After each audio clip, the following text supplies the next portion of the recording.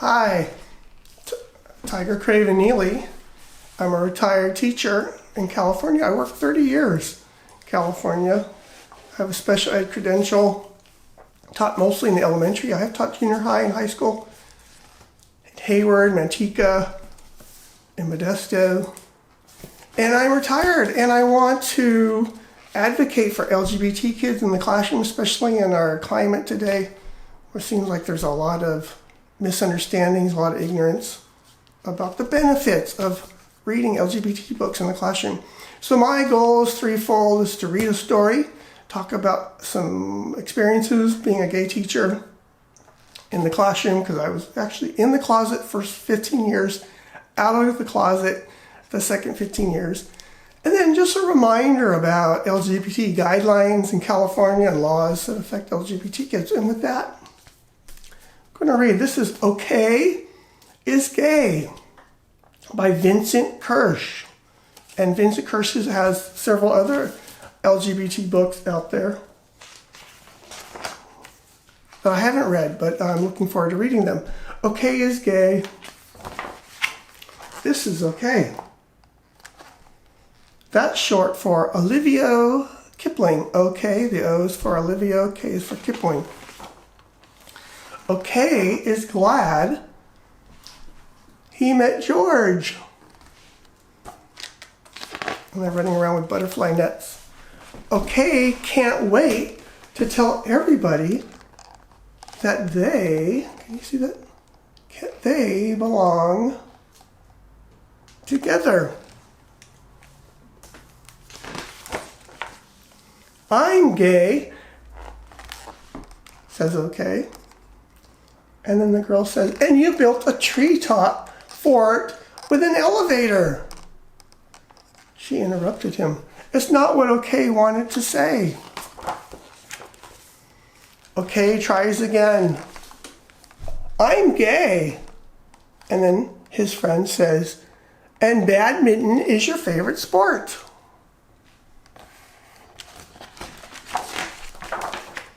Okay tries again and again. I'm gay. And his friend says, and you like to sit in the front seat of roller coasters.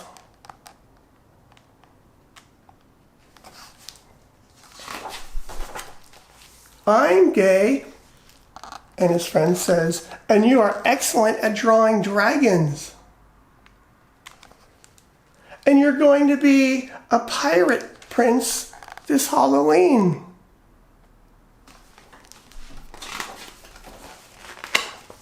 I'm gay, and then his friend says, and you never forget to bring binoculars to the ballet.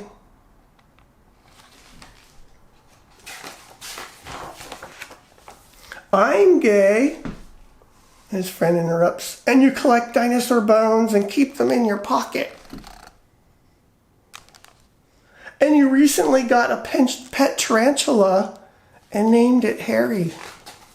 H-A-I-R-Y, not H-A-R-R-Y.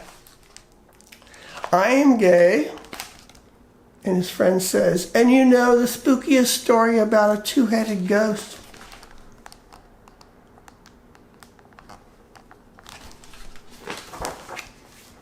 People know a lot about him, don't they? But no one knows the best part. I am gay, and somebody else says, you are glad you met George. George! Okay. For Olivia Kipling. I told everyone all about you, but waited for us to tell the best part together.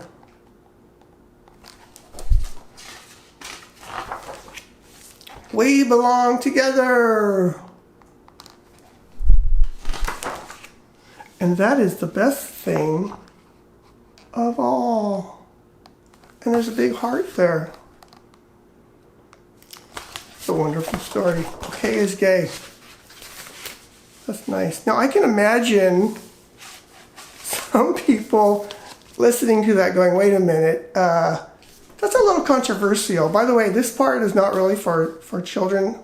First part is really a demo, what you could read in your classroom. But just, yeah, I can imagine people saying, wait a minute, that's a little controversial. I know being gay myself, I've had conversations with people and we're bantering back and forth. Oh, what did you do this weekend? I did this. Oh, that reminds me. Oh, then what did you do? And then I did this. And as soon as something gay comes up, like, oh, and my husband, the conversation shuts down. It just seems to be a reaction of some people. And I think that was part of what was going on in this book. So I understand maybe some people feel uncomfortable with it. Some people are like, wait a minute, are you endorsing gay relationships in elementary school? So a point I want to say is the standard. What standard would you hold to children? If you had two boys in an elementary classroom that wanted to hold hands, what standard would you apply to that? And my point is that whatever you apply to your heterosexual students is what you should apply to your homosexual or your gay students, your queer students. So if it's okay to let your fourth graders have crushes, or your fifth graders hold hands, or your sixth graders, then for your heterosexual kids, then that's the same thing we should apply for our gay kids. That's just my opinion. Now, a class story. So when I was teaching third grade, and it kind of goes along with this story, I had a student and she went around and she was holding another girl's hand out at recess. I noticed, I'm like, wow, she's always holding so-and-so's hand. They're like, kind of like a couple. And we had this activity, and she made something for every student in the classroom. And on everything that she made, she put a little rainbow on it. And I saw her in fourth grade. A year later, I saw her at recess. She said, Mr. C, remember when we did that activity and I put a rainbow, by the way, which is universal for like a gay pride, gay movement. She said, remember when I put that rainbow on all of those things for everyone? She said, I was sending a message to you. I was trying to tell you something.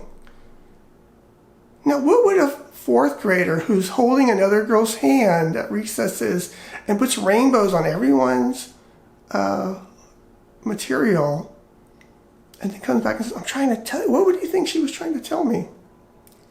I think she wanted me to say it. And I wanted her to say it. So I said, will you tell me? And she went, Mr. C! And she ran off. But my point is that kids are identifying. They're identifying. She was probably around 10 years old when she told me that in fourth grade. But she was 9 years old when she made the rainbows. And my point is that kind of person who's holding another girl's hand should feel comfortable in our classroom. And hopefully doesn't have a staff member saying, hey, the girls and boys, they can do it, but you can't do it. By the way, when I was in third grade, there was a recess activity where the boys would try to pat the girls on the bottom. Probably considered sexual harassment today. And our teacher talked to us about it, said we don't do that in this classroom. So yeah, there are times when you do have to talk to students and say, hey, some touching is not appropriate. I did have a student in third grade, a little girl, I'm assuming she's heterosexual. She came to me, and I know another boy liked her and had written her a letter saying, I like you, I want to be your boyfriend. And she came to me, she didn't feel comfortable with that. She said, Mr. C, is it okay to have crushes in third grade?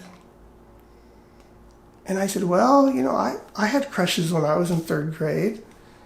But I said, but certainly if you don't feel comfortable having another boy tell you he has a crush on you, you have a right. You have a right to say, hey, I don't want a boyfriend. I don't want you to be I want to, just friends. And I said, if you need me to talk to so-and-so, I'll talk to him too. You have a right to be left alone. You're here to study. If you don't want that kind of attention, let me know. So anyway, my point is that we want kids to feel okay. We don't want to judge them with a different kind of standard. I hope you enjoyed that book.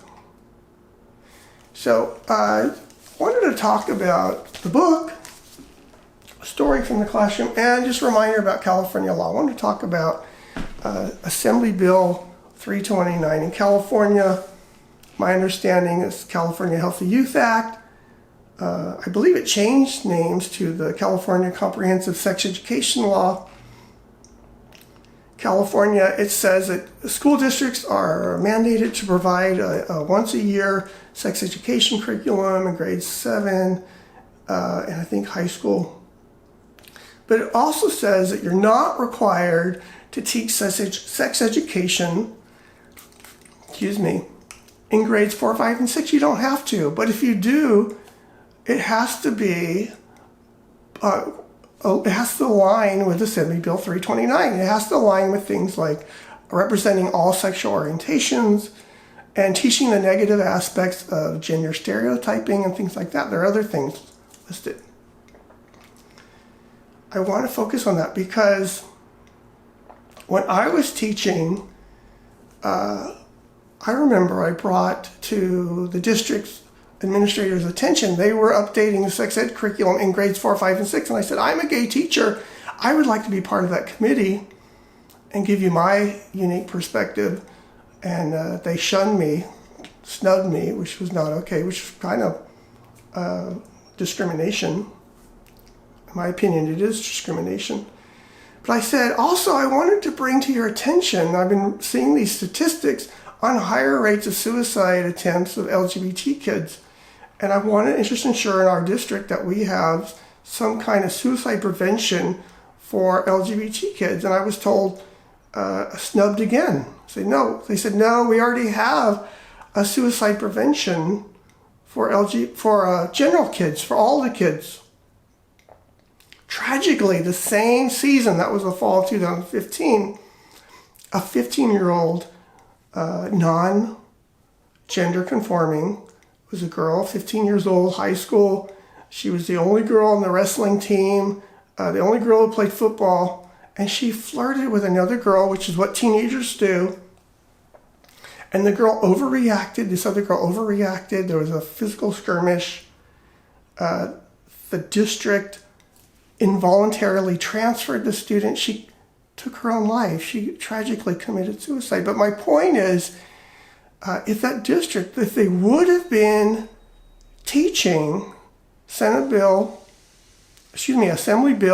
329, teaching the negative aspects of gender stereotyping, telling the students, it's okay if you're a girl and you want to play football. It's okay if you're a girl and you want to wrestle. It's okay to be different. Just like that girl who made the rainbow bags. It's okay to be different. You don't have to be like everyone else. Yesterday I was making a video. I was talking about Ronan Shimizu, 12-year-old near Sacramento. Same thing. He was a boy who was his only cheerleader, and he designed his own clothes. He was teased, and he took his own life. These tragedies can be prevented in California if educators wake up and they not censor these things, not ignore these laws. Anyway, that's it. That's all I wanted to share. So thank you so much. That's it. God bless you. God bless the kids in California. Make sure you're teaching to all students, LGBT and non-LGBT.